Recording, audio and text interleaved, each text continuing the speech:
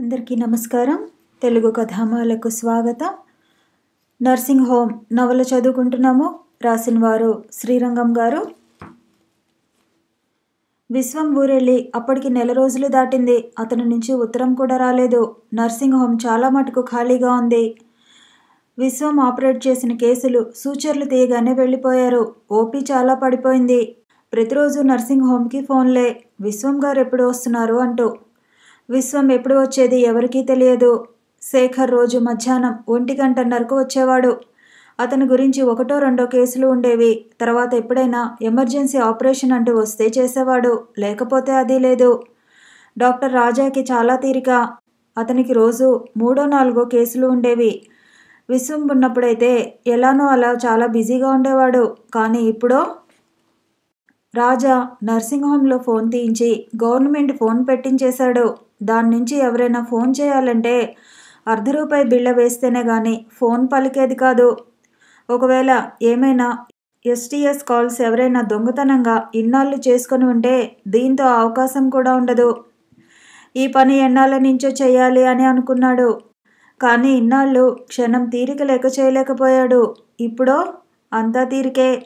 తను చేయాలనుకున్న మార్పులన్నీ విశ్వం తిరిగి వచ్చే లోపల చేయాలి. అసలు ఇక్కడ 35 గదులున్న విశ్వం గారి కేసులకే సరిపోదు. అంటే అది పూర్తి సర్జికల్ నర్సింగ్ హోమ్. ఒకవేళ విశ్వం గారు కానీ ఏ పరిస్థితుల నుంచైనా అవతలకు వెళ్ళవలసి వస్తే అతను తిరిగి వచ్చేదాకా నర్సింగ్ హోమ్ మూసేయాలి.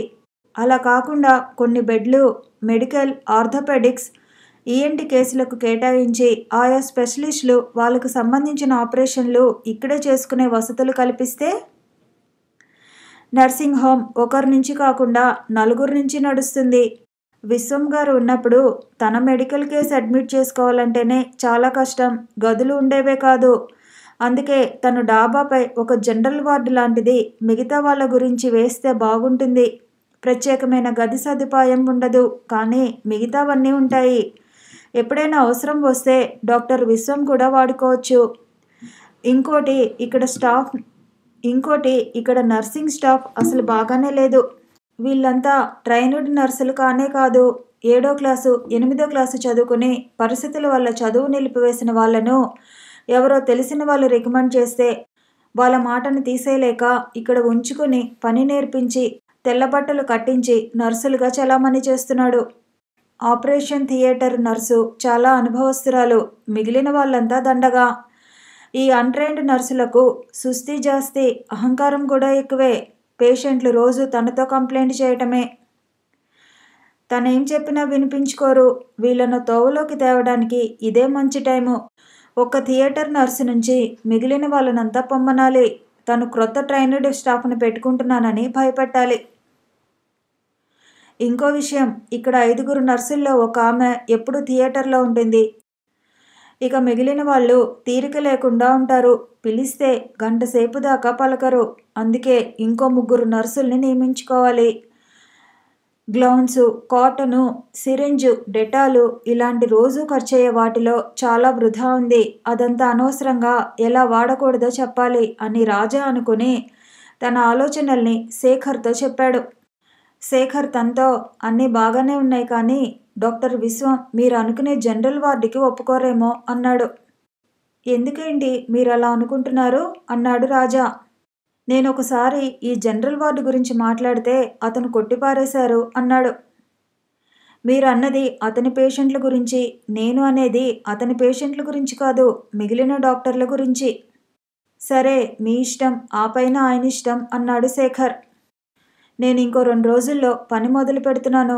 డాక్టర్ విశ్వం గారు వచ్చేటప్పటికి కనీసం ఇంకో నెల పట్టచ్చు అని నేను అనుకుంటున్నాను. ఇంతలో ఇటుకలతో గోడలేపి దాని మీద ఆస్బెస్టాస్ షీట్లు వేసేస్తాను. అలా చేస్తే ఎక్కువ కూడా కాదు అన్నాడు రాజా. మంచిది, మొదలు పెట్టండి అన్నాడు శేఖర్. ఆ రోజు రాజాకి 2 కేసులు వచ్చాయి. ఈ మధ్య పురోహితుడు సుబ్బయ్య రోజు ఒక కేసు పంపిస్తున్నాడు. అతను పంపించే కేసులన్నీ ఉన్నత కుటుంబాలవే. శేఖర్కి ఒక్క కేసు లేదు. కూర్చుని విసుగొచ్చి వెళ్ళిపోయాడు ఇంటికి. రాజా వచ్చే నెలలో ఒక ECG మిషన్ తీసుకోవాలనుకున్నాడు. అది తీసుకుంటే తన పేషెంట్లను నర్సింగ్ హోమ్ కేసులని అసలు బయటికి పంపించవలసిన అవసరమే ఉండదు. రెండోది ఒక పెథాలజీ ల్యాబ్. ఒక 15,000 బ్యాంకు నుంచి అప్పు తీసుకుని ఈ నర్సింగ్ హోమ్లోనే పెడితే చాలా బాగుంటుంది. ఒక 6 నెలల తర్వాత ఒక ఎక్స్రే మిషన్ తీసుకుంటే సరి. తన ఆలోచనలకు అంతరాయం కలిగిస్తూ, సార్, రూమ్ నెంబర్ 1 సుమిత్ర గారి కజిన్ వచ్చారు. మీరు తాళం ఇస్తే. రాజా, ఇతను ఎందుకు రావటం? మొగుడు వచ్చాడంటే అర్థం ఉంది. కానీ మొగుడు కంటే ఎక్కువగా ఇతను. అసలు ఇతనికి పని అంటూ లేదేమో. ఈమె ఇక్కడున్నన్ని రోజులు టెన్షన్గా వచ్చి గంటలు గంటలు కూర్చుంటాడు అనుకొని తన భావాల్ని బయటికి చెప్పకుండా తాళం ఇచ్చాడు. సీను తాళం తీసుకుని వెళ్ళిపోయి 5 నిమిషాల్లో తెచ్చి ఇచ్చేశాడు. విశ్వం ఊరికి వెళ్ళినప్పటి నుంచి రాజా ప్రొద్దునుంచి రాత్రి దాకా నర్సింగ్ హోంలోనే కూర్చుంటున్నాడు. రాత్రి 9 గంటలకి తన గదికి వెళ్ళిపోయేవాడు. ఈ మధ్యకాలంలో ఎక్కడికి కదిలేవాడు కాదు. విశ్వం పేషెంట్లకు రాజా గురించి తెలిసి ఉండటం చేత, అతనితో కొందరికి పరిచయం కూడా కలగటం చేత విశ్వం లేని ఈ సమయంలో విశ్వాన్ని కలుద్దామని వచ్చిన వాళ్ళంతా రాజాని కలిసి తమ సంతాపాన్ని తెలిపి వెళ్ళిపోతుండేవారు. హలో డాక్టర్ గారు, బాగున్నారా అన్న కంఠస్వరంతో తను సికింద్రాబాదులో కాదు ఢిల్లీలో ఉన్నట్టు అనిపించి తల ఎత్తాడు. తెల్ల చీరతో, తెల్లబొట్టుతో, మెళ్ళో ముత్యాల దండతో, చేతికి తెల్ల గాజులతో, తలలో మల్లెపూలతో ఇంటిమేట్ సెంట్ గదంతా నింపేస్తూ మంజుల. హలో మంజు, ఎప్పుడేంటి రావటం? ఈరోజే.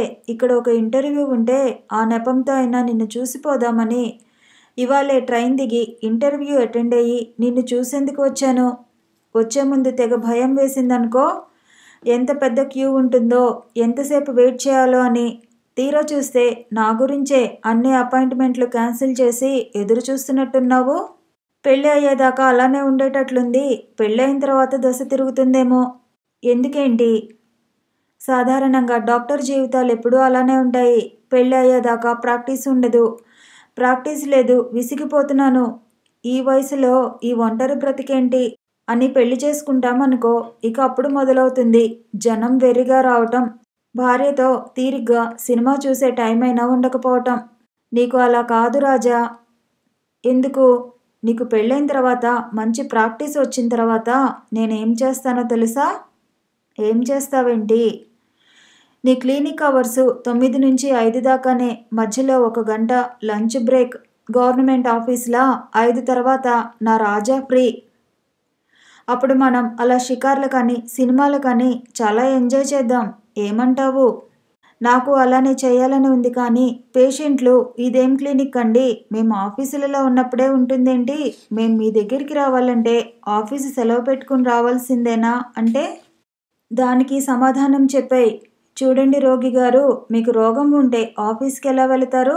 ఆఫీసుకు వెళ్ళలేని రోగాలకే నేను డాక్టర్ని అని చెప్పండి. జవాబులు చాలా తెలివిగా చెబుతున్నావు కానీ నువ్వు ఇలా ఒళ్ళో కూర్చున్నట్టు కాకుండా కాస్త దూరంగా జరుగు. నేను అటెండర్ కుర్రాన్ని పిలిచి కాఫీ తెప్పిస్తాను. కాఫీ ఇక్కడ వద్దండి. ఇక్కడ ఏం తీసుకున్నా మిక్సర్ తీసుకున్నట్టే ఉంటుంది కానీ కాఫీ ఇలా ఉండదు. ఇప్పుడు కొంచెం సేపు బయటికి వెళ్ళాలంటే కష్టమే. కొంచెం సేపు కాదు రాజుగారు, చాలాసేపు అంటూ వాచి చూసి ఇప్పుడు 3:30 అయిందా? మనం హోటల్కి వెళ్ళి టిఫిన్ తిని తర్వాత నీ రూమ్కి వెళ్ళి అక్కడి నుంచి సినిమాకు. వద్దు మంజు, నర్సింగ్ హోంలో ఎవరూ లేరు. అందుకే డాక్టర్ గారు మనం వెళ్ళేది.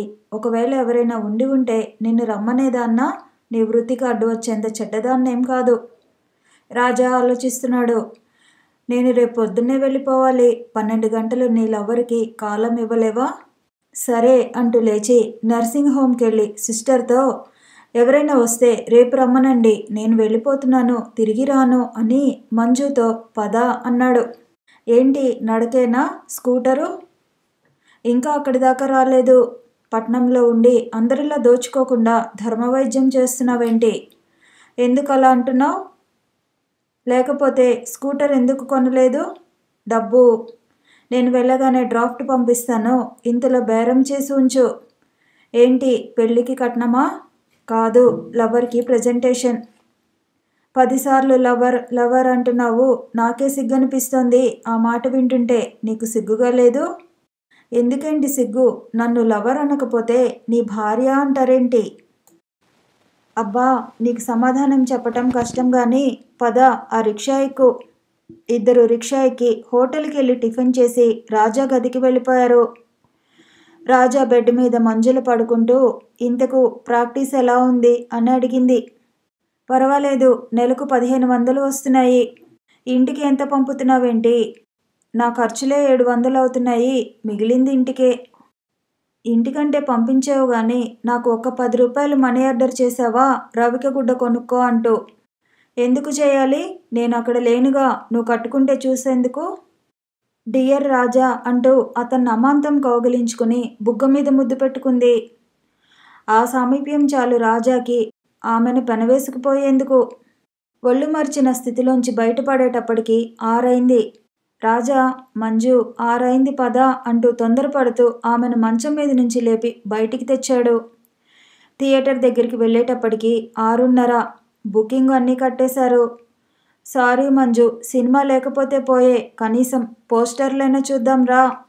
వద్దులే. ఎందుకేమిటే అంత కోపం? ఇందులో నా తప్పేముంది? ఎవరిది లేదు, అందుకే నాకు కోపం అని గలగల నవ్వి పద అంది. అలా గేటు బయటికి వచ్చారో లేదో సినిమా యజమాని రాజాని తన గది నుంచి చూసి పరిగెత్తుకు వచ్చి సార్ సార్ అన్నాడు. రాజా వెనక్కి తిరిగి హలో అని ఏంటండి అన్నాడు. మీరు సినిమా చూసేందుకు వచ్చారా సార్ అన్నాడు. లేదు, పోస్టర్లు చూసేందుకే వచ్చాం అన్నాడు రాజా వ్యంగ్యంగా. డాక్టర్ గారు జోక్ చేస్తున్నారే అని రండి సినిమా చూద్దురు గాని అని. ఒరే, 2 కుర్చీలు హాలులో వేయరా అన్నాడు. రాజా వద్దు అన్నాడు. వద్దని ఎలా చెబుతారు సార్? మిమ్మల్ని ఎన్నోసార్లు రండి సార్ సినిమాకి అంటే వస్తాను వస్తాను అంటూ రానేలేదు. ఈరోజు గేటు దాకా వచ్చారు, మీకు సినిమా చూపించకుండా వదులుతానా? కుర్చీలు హాలులోకి వెళ్ళిపోయాయి. సినిమా యజమానే హాలులోకి వచ్చి స్వయంగా కూర్చోబెట్టి 2 కూల్ డ్రింక్స్ తెప్పించి మీరు చూస్తుండండి అంటూ అతను కుర్చీ తెప్పించుకుని ప్రక్కనే కూర్చున్నాడు. ఇంటర్వెల్లో స్నాక్స్, తిరిగి డ్రింకులు తెప్పించాడు. ఇంటర్వెల్ అయిన 5 నిమిషాలకు తను లేస్తూ ఇక మేం వెళ్తాం అన్నాడు. సినిమా పూర్తిగా చూడండి సార్ అన్నాడు అతను. మేం సినిమా గురించి రాలేదు, పోస్టర్ చూద్దామని వస్తే మీరే బలవంతం చేశారు.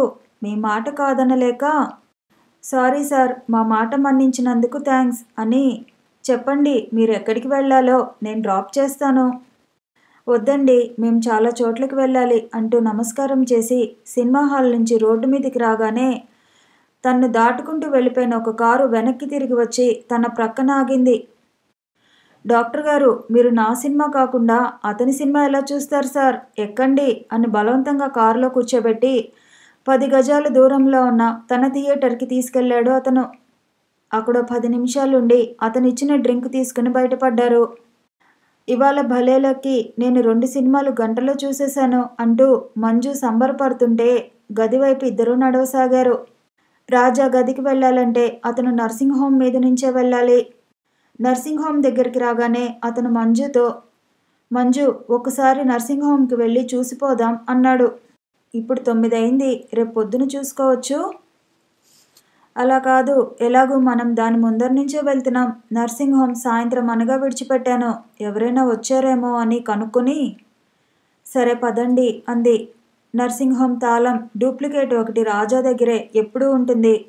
అర్ధరాత్రి ఎప్పుడైనా అవసరం వస్తే బాధ కలగకుండా స్వయంగా తనే తాళం తీసి లోపలికి వెళ్ళవచ్చు అని ఉంచుకున్నాడు. ఆ సంగతి ఇంకెవరికీ తెలియదు. నర్సింగ్ హోమ్ గేట్ దగ్గరికి రాగానే ఇంకా 9 అయినా అతనికి ఎందుకో అనిపించింది డూప్లికేట్ చెవితో లోపలికి ప్రవేశించి చూద్దామని. తను పొద్దునదాకా రాను అని చెప్పటం నుంచి, అదీగాకుండా గేటుకి తాళం వేసి ఉండటం నుంచి లోపల తాళం శబ్దం కాకుండా తీసి లోనికి ప్రవేశించి తిరిగి తాళం వేశాడు. మంజు మాట్లాడబోతే నిశ్శబ్దం అంటూ సైగ చేసి మెల్లగా నడుస్తున్నాడు. రూమ్ నెంబర్ 1 గది తలుపు కొద్దిగా తెరిచి ఉంది. ఆ సందులోంచి చూశాడు సుమిత్ర కజిన్ అని చెప్పుకునే అతనితో వివస్త్రగా. డాక్టర్లు ఉన్నంతసేపు నొప్పో అని మూలిగే సుమిత్ర డాక్టర్లు లేనప్పుడు ఇదన్నమాట ఆమెకుండే జబ్బు.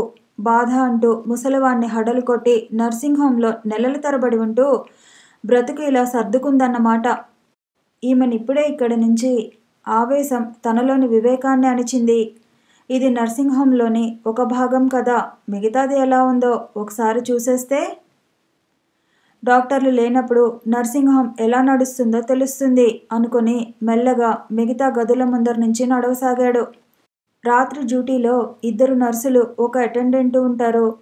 ఈరోజు అటెండెంట్ ఎవరా అని రిజిస్టర్ తిరిగేసి సీను అని తెలుసుకున్నాడు.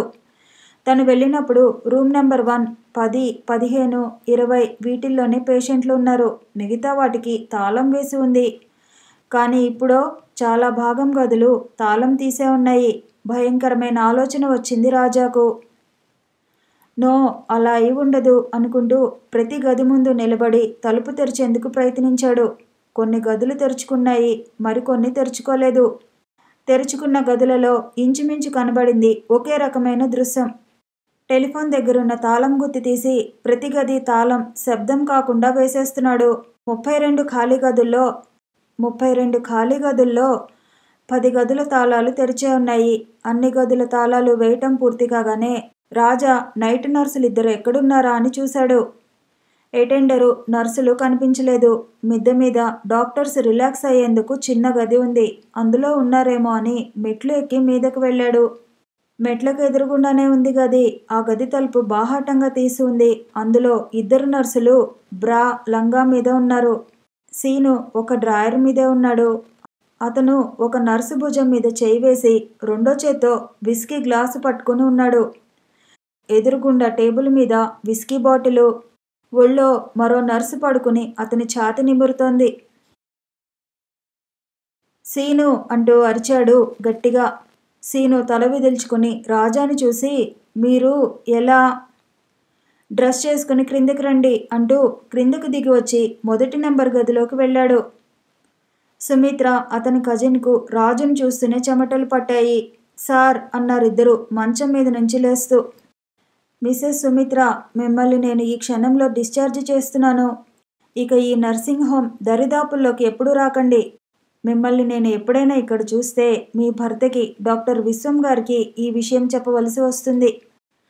సారీ సార్, మీరేమైనా అనండి కానీ నన్ను మాత్రం పొమ్మనకండి. ఇప్పటికే మీకు అంతా తెలిసింది కాబట్టి నా బావ రమణ లేకుండా నేను బ్రతకలేను అని చెబుతున్నాను.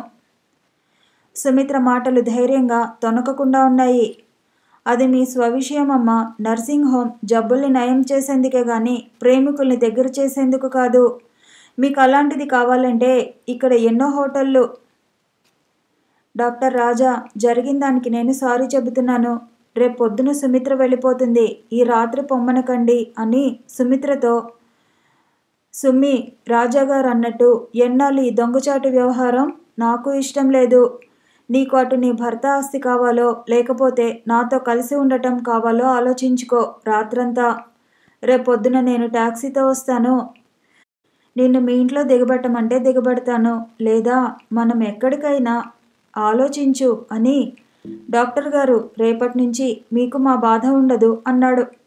సరే, మీరు రేపు ప్రొద్దున రండి అంటూ గేటు తాళం తీసి రమణని పంపించేశాడు. తిరిగి తాళం వేయకుండానే వచ్చి ఫోన్ దగ్గర కుర్చీలో కూర్చుని సీనుని గురించి ఎదురు చూడసాగాడు. రమణ వెళ్ళిపోయిన 5 నిమిషాలకు సీను, నైట్ నర్సులు వచ్చి అతని ముందు తల వంచుకొని నిలబడ్డారు. సిస్టర్స్, నర్సింగ్ హోమ్లో ఇటువంటి అవినీతికరమైన పనులు చేయొచ్చా?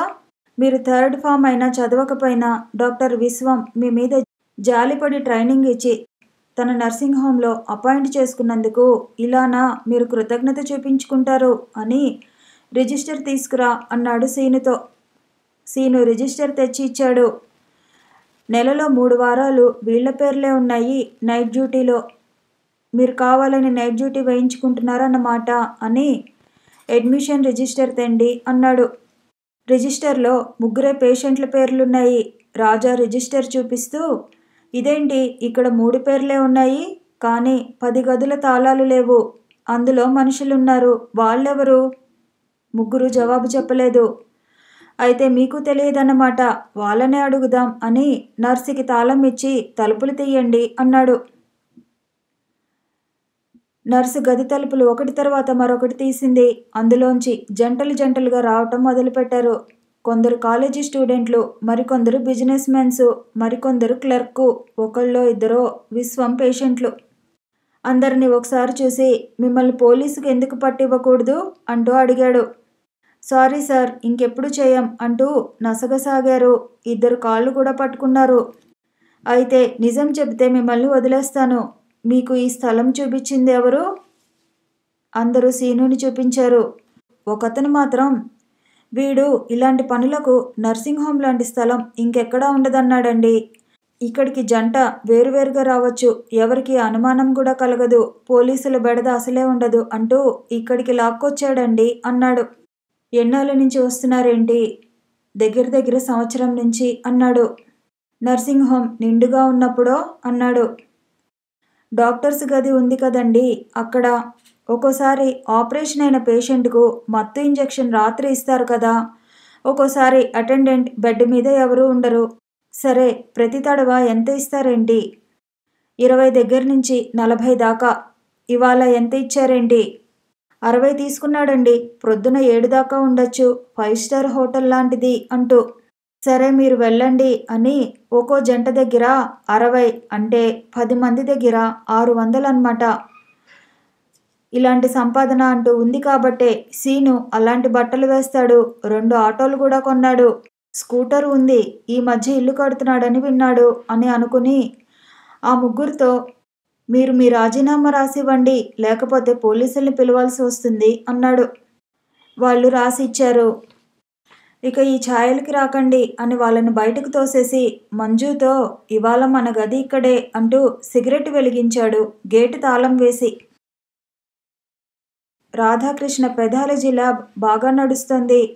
అతని బాటిల్ క్లీన్ చేసేవాళ్ళు ఇంకా 2 కుర్రాళ్ళు ప్రొద్దున లేచి ఆర్ఎంపీల దగ్గర ఉన్న స్పెసిమెన్స్ పట్టుకుని తెచ్చి ఆసుపత్రిలో టెక్నీషియన్ థామస్కి ఇచ్చేవాళ్ళు. థామస్ ఆసుపత్రిలో ఎప్పుడు చాలా బిజీగా ఉంటాడు. అతను అతి మంచివాడు. ఆసుపత్రిలో డాక్టర్లకి అతని రిపోర్ట్లంటే అభిమానం. మిగిలిన టెక్నీషియన్స్ రిపోర్ట్ ఇస్తే ఆ రిపోర్ట్ చూసి డాక్టర్లు 2 సార్లు ఆలోచిస్తారు. అదే థామస్ ఇస్తే గుడ్డిగా నమ్మేస్తారు. అక్కడ చాలామంది డాక్టర్లు ఆసుపత్రిలోని కేసులు అతన్నే చేయమని ఫోన్ చేస్తుంటారు.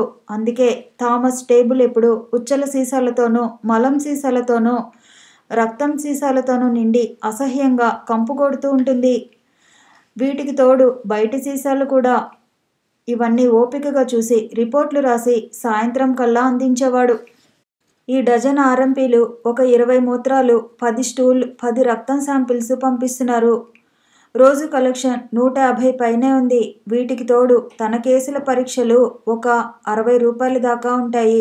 అంటే రోజుకి 200 అన్నమాట. 60 దాకా థామస్కి ఇచ్చేస్తే 140 మిగులుతుంది. అతని మందుల కంపెనీ మంచి లాభాలు తెస్తోంది. అతను ఈ మధ్య కొత్త రకం మందులు కూడా తయారు చేస్తున్నాడు. ఆస్తమా క్యూర్, సెక్స్ బలహీనతకు క్యూర్, పైల్స్కి క్యూర్ అంటూ వాటికి పేపర్ అడ్వర్టైజ్మెంట్ కూడా మొదలుపెట్టాడు. దూరాల నుంచి మందులు పోస్టులో పంపించమని మనీ ఆర్డర్లు కూడా వస్తున్నాయి. అబార్షన్స్ బాగా సాగుతున్నాయి. అతనికి ఈ మధ్య కాస్త భయం పట్టుకుంది అబార్షన్ చేయాలంటే. మొన్ననే అంటే 2 వారాల క్రిందట అతను డిఎన్సీ చేస్తుంటే గర్భసంచి నుంచి రక్తస్రావం ఆగకుండా కారింది. బెంబేలు పడిపోయి ఆ రక్తాన్ని చూసి పెద్ద డాక్టర్ని పిలిచాడు. ఆమె రాధాకృష్ణని తిట్టి, కొంచెమైతే యుటరస్కి కన్నం పెట్టేసేవాడివి, ఇక నుంచి ఇలాంటి వెధవ పనులు ఏం చేయకు అంటూ తిట్టి ఆ కేసును సరిచేసి పంపించింది. ఆ తర్వాత అతను ఒక నెల రోజులు చేయలేదు. వచ్చిన వాళ్ళు తిరిగిపోతుంటే అతనికి బాధ అనిపించి ఈ డిఎన్సీ కాకుండా ఇంకేమైనా ఉందా అని కనుక్కొని ఈ ఇన్స్ట్రుమెంట్ లేకుండా ఉన్న మెథడు పేస్టు. ఈ పేస్ట్ని గర్భసంచిలో కొంత నొప్పి అయితే ఉంటుంది కానీ తప్పకుండా అబార్షన్ అవుతుంది. రాధాకృష్ణ పేస్ట్ గురించి క్షుణ్ణంగా లిటరేచర్ చదివి పేస్ట్తో అబార్షన్ మొదలుపెట్టాడు. రిజల్ట్స్ బాగానే అనిపించాయి. అమ్మయ్య, నా అబార్షన్ కేసులు ఎక్కడికి పోవు అనుకున్నాడు. అతని మెడికల్ షాప్ కూడా బాగానే నడుస్తుంది. ఇతని అట్టహాసం చూసి మందుల కంపెనీ వాళ్ళు దట్టంగా శాంపిల్స్ పడేస్తున్నారు.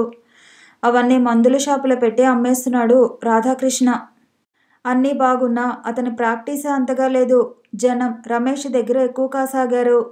తను పుట్టి పెరిగిన లొకాలిటీలో తనుండగా ఇంకొకళ్ళ దగ్గరికి తన పేషెంట్లు వెళుతుంటే కాస్త చిన్నతనంగా ఉంది. దీనికి తోడు ట్యాక్స్ వాళ్ళు ప్రాణం తీస్తున్నారు. ఎక్స్ కౌన్సిలర్ తన పరపతి అంతా ఉపయోగించినా లాభం లేకపోతుంది. పరపతి నుంచి పనులు కావయ్యా, డబ్బు పడేయంటే. నీకు తెలియదు డాక్టర్, నువ్వు ఊరుకో, నేను చేసేస్తాను అంటూ రోజు ట్యాక్స్ ఆఫీస్ చుట్టూ తిరుగుతూనే ఉన్నాడు. కథ కొనసాగుతుంది. మళ్ళీ కలుసుకుందాము. ఈ వీడియో నచ్చితే లైక్ చేయండి, షేర్ చేయండి, కామెంట్ చేయండి, ఛానల్ని సబ్స్క్రైబ్ చేయండి.